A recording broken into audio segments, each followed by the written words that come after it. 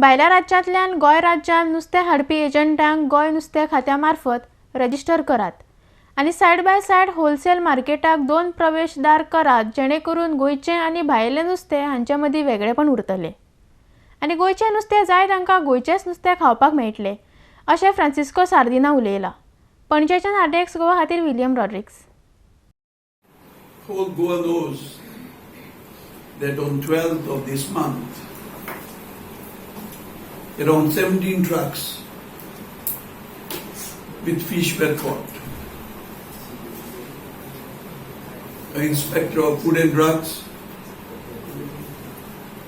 after testing the fish or the fishes, they found that there was formalin. The priority of the government should be safety and health of its citizens.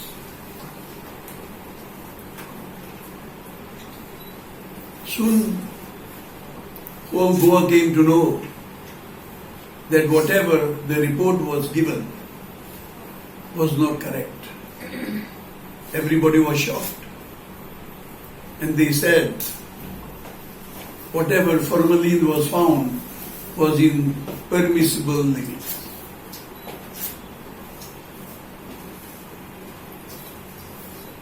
Everybody was surprised why this government is shielding Goa formalin party and this fish mafia. They filed FIR, but still police and all these departments have done nothing. So it is very unfortunate that this government is playing with the health and lives of the people. I would request the government that all these agents who bring fish to this state in bulk should be registered with the Fisheries department.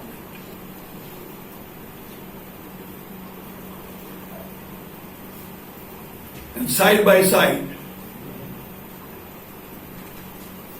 in the wholesale market, there should be 2 entrances.